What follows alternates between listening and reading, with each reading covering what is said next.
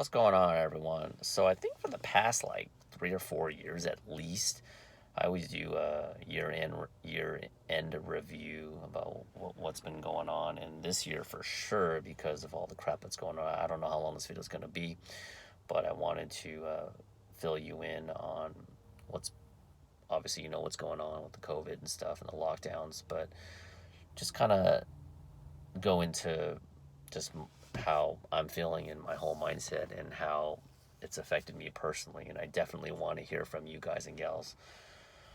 Not necessarily how your 2020 was, because I think most people's has been crap. But if you know how's your mind feeling, overall. So with me being in California, we got locked ever since March, and since then it has been very, very extreme. I envy the red states, especially. I envy my family living in Texas. I envy the people in Florida and other places.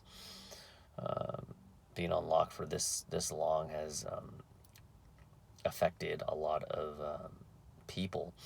But let me just talk briefly about personally with my family. So I have a daughter. She's a little over a year and a half. She'll be 2 in April, and I am actually glad that she's young, too young to understand what's going on, because I think what they're doing with kids, and I'm talking about California, how schools have been basically, at best, they've been doing like a hybrid, half on, half off, but a lot of the public schools are basically shut down. It's causing a lot of strain on parents because the majority of the parents want to get their kids back in school, but the government wants to dumb down these kids on purpose and indoctrinate from a young age. And the unions and the teachers, they don't even want to go back. They just want to get paid to sit on their ass. Well, some of them, that is. Anyway, I don't want to go too much of a tangent, but anyway, I'm glad that my daughter hasn't have to be subjected to this. To me, it's like a form of child abuse when these kids are at such a young age, especially when they have the lowest transmission rate and chance of getting COVID, even getting it, and don't even talk about dying, even getting it, and they're surrounded by helicopter parents who just are treating it like the Spanish flu and the plague, which is just not the case. So my daughter is not subjected to this, but yeah, I do believe it's a form of child abuse because these kids, their childhood is being stripped away the entire year, and suicides are up. I've talked about this in previous videos: teen suicides, dependency, alcoholism at a young age, drug abuse, everything. So that's good. It's something that I'm gonna have to decide as she gets older, because I don't know what the future holds, and I have to figure out and sift through all this BS to figure out if I want to expose my daughter to this type of environment, but that's for in the future. But I am always thinking 3 steps ahead. As far as you guys know that I'm married, I didn't want to talk about it too much because it's kind of just personal, but I don't think my wife will care. I'm gonna run it by her again, and I have a small following, so it's not like it's gonna be put on blast. But I will respect her her take on this. So if you do see this right now, then you'll know that she gave me permission. But she was furloughed earlier in the year, and furlough essentially just means you're still on the payroll. Well, you're still working for the company, but you're not getting paid. You're kind of like on standby, at the airplane, on the air, on standby at the airport for. And she's been on standby for a very, very long time. She's on standby for throughout the entire year, and then ultimately, I don't know, it was a couple of months ago, she got laid off, and this is a direct consequence because of stupid ass California just destroying people's lives with something that has a 99.7% recovery rate. It's just asinine. So that's affected her. She has remained very positive. She has been busting her ass, being a good mother, a good wife, and she's staying positive. She's very sharp, and she got very close to getting one position that was highly, highly competitive. She went through 3 rounds of interviews, and then unfortunately they chose someone else. So she was right at the finals, but that's affected her.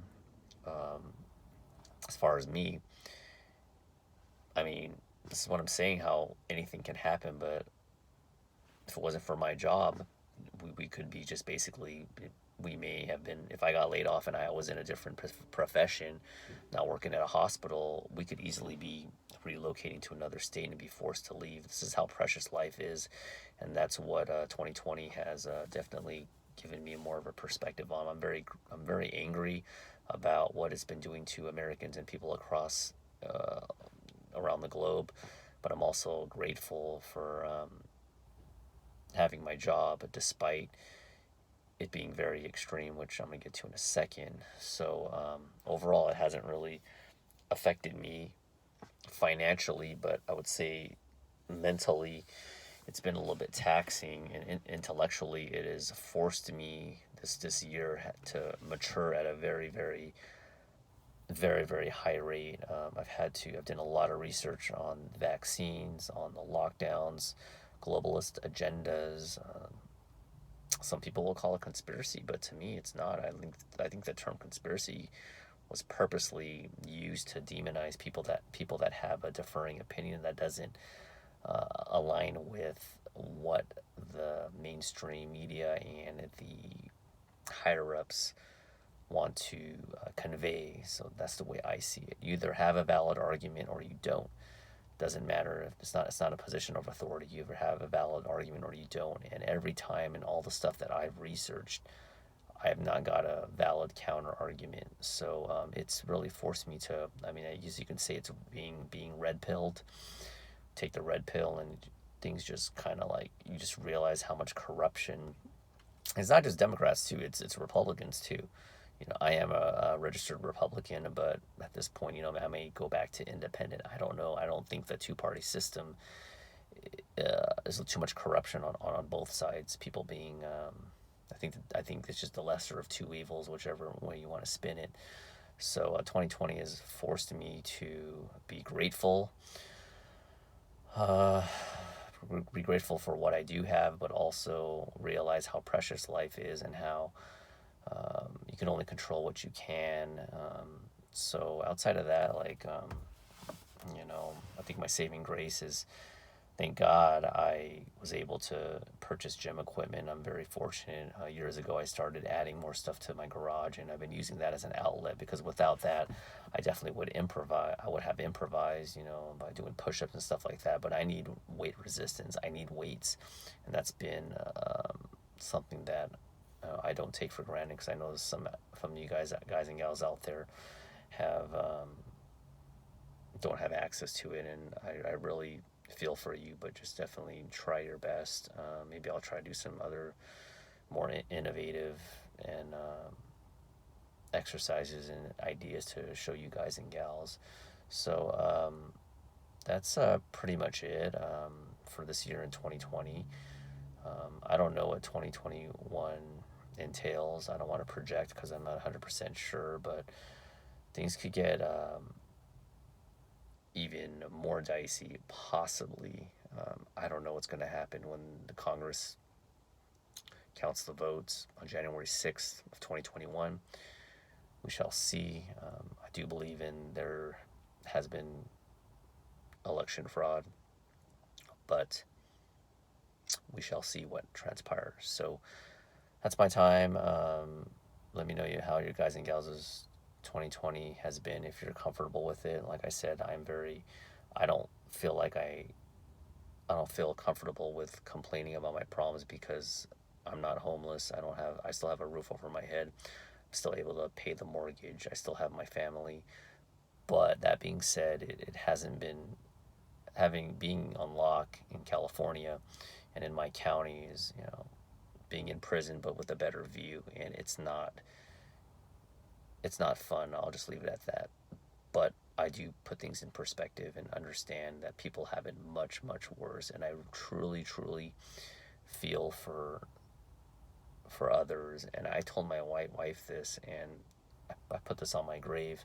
If I honestly were to win like the the lottery, like the billion one or whatever, I've been trying to help on a very, very small scale by tipping a lot, 30-40% on certain tabs and trying to help out as much as I can. But if I were to win a huge sum of money, a lump sum of money, I would try to just quit my job and be a full-time humanitarian and try to help as many businesses, and because American citizens, they're being canceled out and they're not being taken care of, while politicians are, Dr. Deborah Birx, last week or whatever, got caught with going to her vacation home in Delaware with like 7 people or something, and it's a bunch of crap, right? She's telling people to follow the science and the rules, and